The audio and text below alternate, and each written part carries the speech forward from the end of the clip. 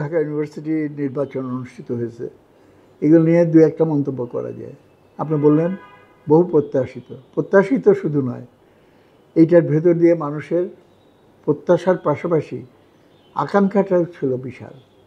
নির্বাচনকে যে একটা প্রহসনে পরিণত করা হয়েছিল এবং শিক্ষা প্রতিষ্ঠানগুলোতে প্রত্যেক বছর ফি নেওয়া হয়, কিন্তু তার নির্বাচিত ছাত্র সংসদ থাকে না। 19 বছর পর, 7 বছর পর, 9 বছর পর, কোনো কোনো জায়গায় তো ওই যে 70-এর দশকে একবার ইলেকশন হয়েছে, তারপরে আর ইলেকশন হয়নি। এইরকম একটা অবস্থা থেকে আমরা প্রকৃত গণতান্ত্রিক শিক্ষার পরিবেশ এবং রাজনীতির ক্ষেত্রেও একটা গণতান্ত্রিক পরিবেশে যেতে পারবো, এটাই ছিল প্রত্যাশা। একটা সুন্দর নির্বাচন হবে, এটা আমি চেয়েছিলাম, সবাই চেয়েছিল। একটা আশঙ্কা ছিল যে ছাত্ররা হয়তো ভোট দিতে আসবে না, এবং যুক্তিসঙ্গত। এবং এটাও খুব অবাক লাগলো যে তারিখটা এমনভাবে নির্ধারণ করা হলো যেদিন সব সেমিস্টার পরীক্ষা চূড়ান্ত দিন, সবাই লেখাপড়া ব্যস্ত থাকবে, তাহলে নির্বাচনের ক্যাম্পেইনটা করবে কখন?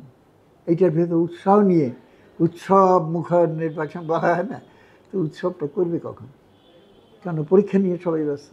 ছুটি দিয়ে দিল, আগে পিছিয়ে লম্বা ছুটি। তো যারা বাড়িতে বহুদিন যেতে পারে না, স্বাভাবিকভাবেই তারা যে ঠিক আছে এখন হলটা থেকে ছুটি নিয়ে আসি।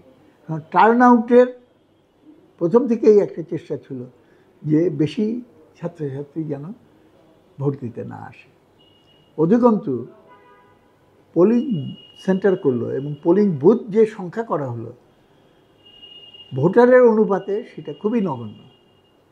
এবং একবারে অঙ্ক হিসাব করে দেখা গেছে যে সবাই যদি ভোট দিতে আসে তাহলে মধ্যরাত পার হয়ে যাবে, কিন্তু ভোট গ্রহণ তার 5টা পর্যন্ত, 4টা পর্যন্ত, তারপরে তার ভোট গ্রহণ করা হবে না। সুতরাং এই সবটার পেছনে কোনো স্কিম কাজ করেছে কি না সেটা প্রথম থেকে একটা সন্দেহ ছিল। তারপরে দেখা গেল যে বিশ্ববিদ্যালয়ের প্রশাসন এবং শিক্ষক মণ্ডলী, প্রক্টর থেকে শুরু করে বিভিন্ন ডিপার্টমেন্টে যারা নতুন করে সেখানে তারা চাকরিতে চলে আসলেন, সেটা একটা চ্যানেল ধরে এসেছে এবং সুপারিশের মাধ্যমে একটা চিহ্নিত মতাদর্শের লোক, রাজনৈতিক শক্তির পরিচয়ে যাদের জানা আছে, তারা বিরাট সংখ্যায় সেখানে চলে আসলো। এবং তার সঙ্গে সঙ্গে আমরা দেখতে পেলাম, এইটা আমরা সকলেই জানি, যে যেই শক্তির কথা আমি ইঙ্গিত করছি তারা কিন্তু অভ্যস্ত ছদ্মবেশে অনুপ্রবেশ করার। কেন তাদের এই শিবিরের নেতারাই কিন্তু নিজেরাই আত্মস্বীকৃতভাবে বলেছে যে আমরা ওই সময় এত লক্ষ টাকা দিয়ে, ঘুষ দিয়ে আমি ছাত্রলীগের কমিটিতে ঢুকেছিলাম, আমি এই হুন্ডা বাহিনীর সদস্য হিসেবে আমি সেখানে ভূমিকা পালন করেছি। এবং কেউ কেউ হয়তো কর্মকর্তা ছিলেন, এটা বিরাট সংখ্যক, তাদেরকে বলা হয়েছে কর্মকর্তা হয়ে না, ভেতরে ঢুকে থাকো। তো তারা তো এই কৌশল গ্রহণ করতে অভ্যস্ত। সুতরাং কিছু কিছু হয়তো আমরা জানতে পেরেছি বা সবাই বুঝতে পেরেছে, অনেকেই হয়তো পরিচয় গোপন করে ছদ্মবেশে এইখানে জামাত শিবিরের ক্রীড়নক এবং তাদের ইঞ্জিনিয়ার পরিকল্পনায় কার্যকর করার ভূমিকায় এক একজন হয়তো ডেপুটেড ছিল।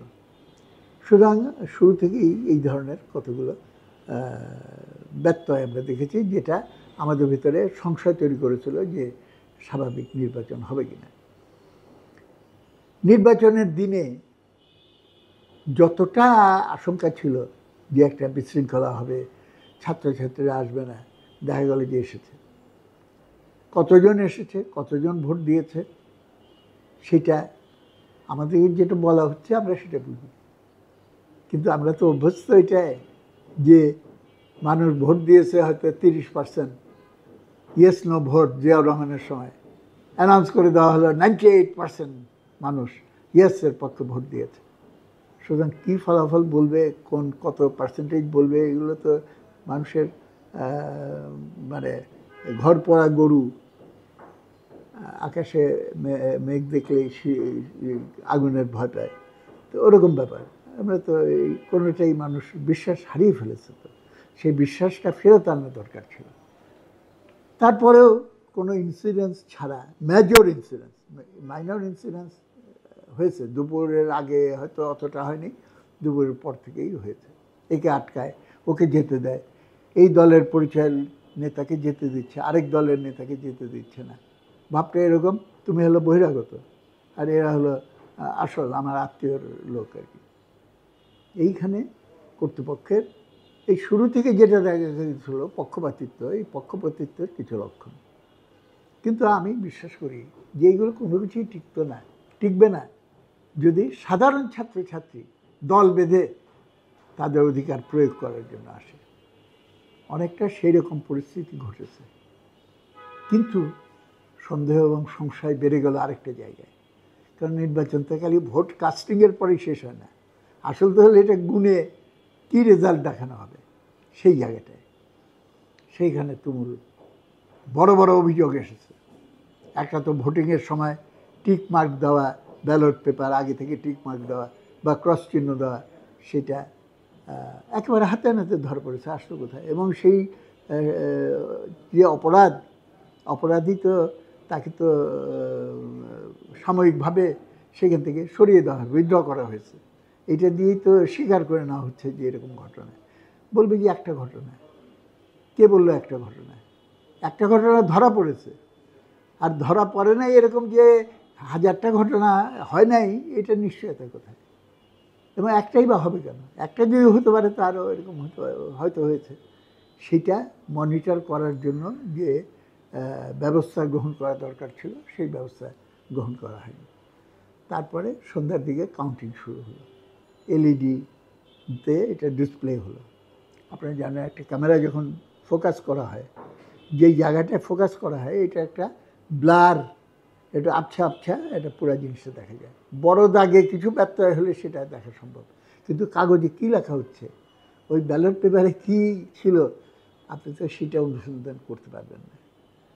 এবং ব্যালট কাউন্টিং সেটা যতদূর আমি শুনেছি সেটা কিন্তু ভিজুয়াল, চোখে দেখে থেকে আমরা দাগ দিতাম, ট্যালি মার্ক বলে, 1 2 3 4 5 নম্বরটা ক্রস করলে এটা 5 হয়, পরে ওই 5 5 5 5 করে আমরা কাউন্ট করব। এইভাবে হয়নি, শুনেছি এবং কিছু দেখালো আর কি ইয়েতে, যে কী বলে, এই ব্যালট পেপারটা স্ক্যানিং করে, সেই স্ক্যানিংয়ের মাধ্যমে অটোমেটিক মেশিন নির্ধারণ করেছে যে ক্রস চিহ্নটা কত নম্বরে দেওয়া হয়েছে। 6 নম্বর হলে 6 নম্বরে উঠতেছে একটা বেশি, 9 নম্বরে হলে 9 নম্বরে আরেকটা বাড়লো, 3 থেকে 4 হলো, এইভাবে করা হয়েছে। এখন ইলেকট্রনিক ভোটিং মেশিন নিয়ে একটা কন্ট্রোভার্সি ছিল।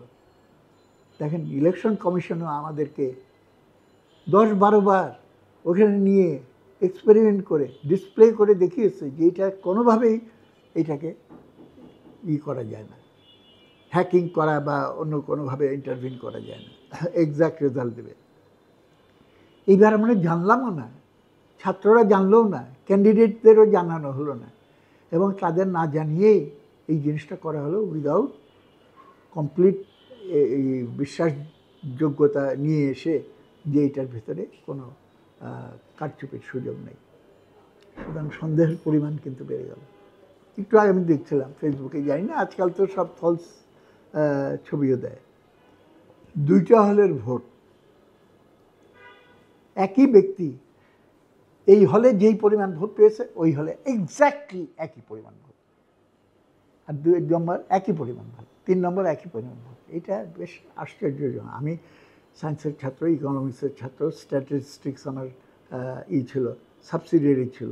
আমরা জানি এটা প্রবাবিলিটি থিওরিতেও এটা অসম্ভব ব্যাপার, যে ইট ইজ নট প্রবাবল যে 2টা সেপারেট জায়গায় একবারে হুবহু, যেখানে কমপ্লিটলি ডিফারেন্ট ভোটাররা ভোট দিচ্ছে, 241 ওইখানেও, এইখানে 241, মনে হয় কোনো কাগজে লেখা ছিল সেই অনুযায়ী এইটা হয়েছে।